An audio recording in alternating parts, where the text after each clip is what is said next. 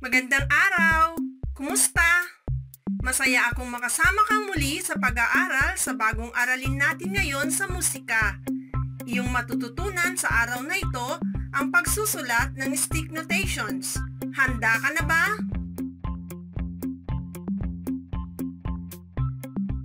Sa nakaraang aralin, napag-aralan natin ang pagbasa ng stick notation sa sukat na dalawahan, tatluhan at apatan.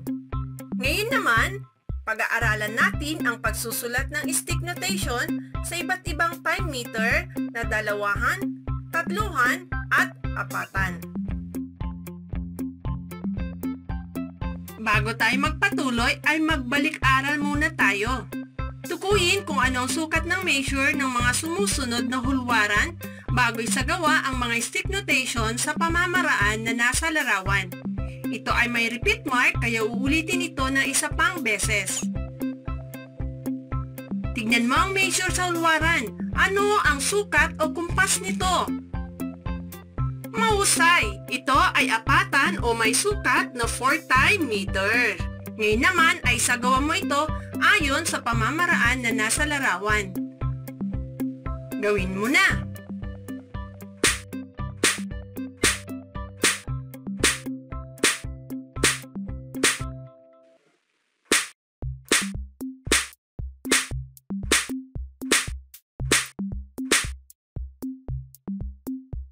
Napakahusay mo!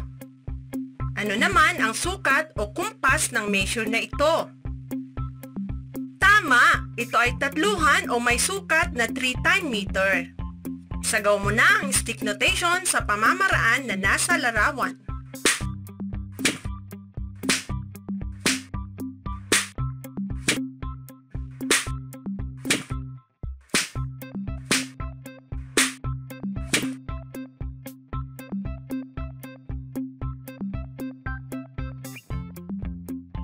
Ang galing mo talaga! Ano naman ang kumpas ng measure na ito? Tama ka dyan. Ito naman ay may kumpas na dalawahan o 2 time meter ang sukat o kumpas nito. Sagawa mo na ulit ang nasa larawan.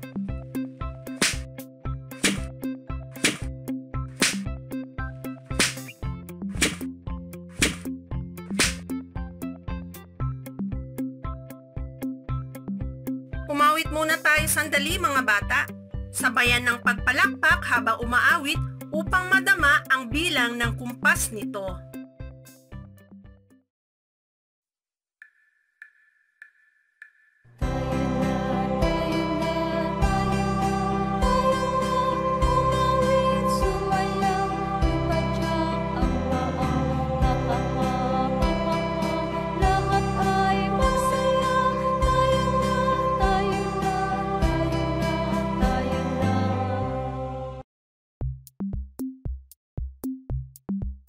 Nagustuhan mo ba ang awit? Ito'y awiting nasa ating libro. Ngayon ay pumunta na tayo sa ating aralin. Naalala niyo ba ang mga simbolong ito? Ito ang mga sagisag na katumbas ng mga nota na ginagamit sa musika. Ito ang ating mga ginagamit para makabuo ng mga hulwarang nasa kumpas na dalawahan, tatluhan o apatan. Ito ay ang stick notation o panandang guhit na katumbas ng apating nota na tumatanggap ng isang kumpas. Ito naman ay ang quarter rest o pahinga. Hindi ito'y pinapalakpak. Ito ay kumakatawan sa pulso ng tunog na hindi naririnig, pero tumatanggap ng isa ring kumpas. Ito ang katumbas ng notang bimb 8 note. Dalawang mabilis na palakpak ito na tumatanggap din ng isang kumpas. Malaking tulong sa ating pag-aaral sa musika na matandaan natin ang mga katumbas na kumpas ng mga simbolong ito.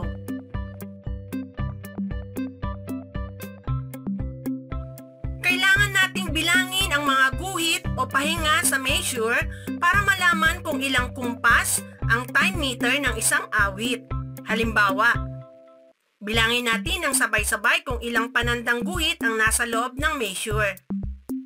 1, 2, Dalawa ang panandang guhit sa loob ng measure, kaya ito ay dalawahan o 2 time meter. Isama natin ang iba pang simbolo. Bilangin natin kung ilang kumpas ang nasa loob ng measure. Sabay-sabay nating bilangin. 1, 2, 3. Tatlo ang kumpas na nasa loob ng measure, kaya ito ay tatluhan o 3 time meter. Bilangin ulit natin kung ilang kumpas ang nasa loob ng measure. 1, 2, 3, 4. May 4 na kumpas sa loob ng measure, kaya ito ay may kumpas na apatan o 4 time meter ang kumpas nito. Na isusulat sa pamamagitan ng mga simbolong panandang guhit na tumatanggap ng isang kumpas. Ang simbolong ito nakatumbas ng bimb 8 note na tumatanggap din ng isang kumpas at pahinga na tumatanggap ng isang kumpas din pero walang tunog, ang mga binibilang na kumpas sa loob ng measure o hulwarang panritmo. Binibilang natin ang mga guhit at pahinga sa measure para matukoy ang time meter ng isang awit. Subukin natin ang iyong natutunan. Gayahin mo lang at isulat muli ang stick notation na may dalawahan, tatluhang kumpas at 4 kumpas sa guhit.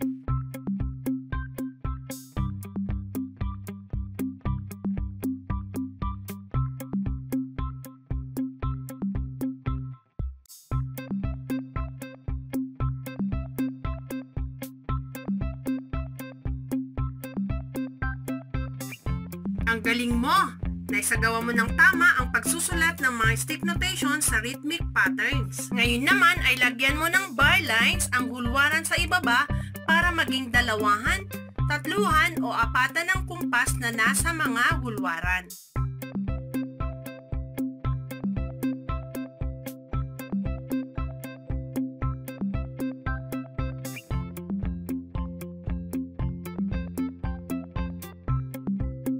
Itama mo muna ang iyong gawa. Tignan mo ang susi sa pagwawasto.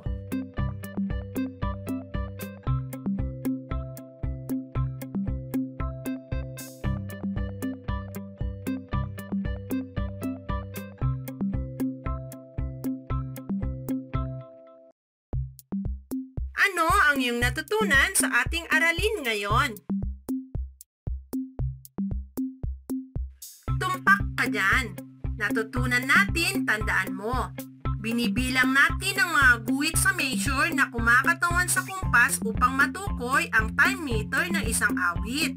Sinusulat natin ito sa pamamagitan ng pagguhit ng stick notations o pahinga sa iba't ibang time meter na dalawahan, tatluhan at 4.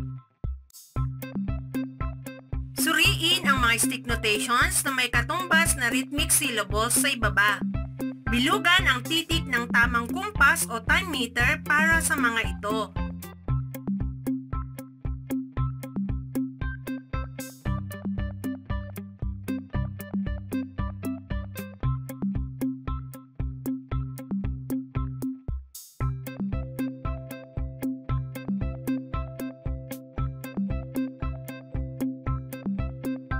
Tama ba lahat ng iyong sagot? Tignan mo nga.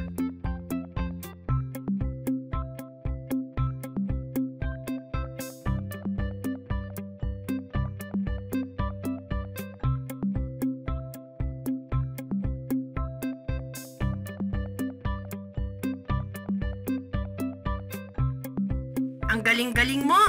Nakuha mo lahat ang tamang sagot. Para sa panghuli nating gawain, gumuhit ng stick notation ayon sa kumpas na hinihingi sa bawat measure sa ibaba. Panandang guhit lamang ang iyong iguguhit.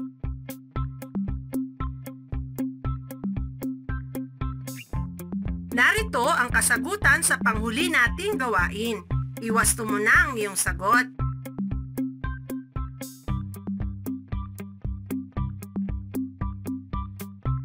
Binabati kita!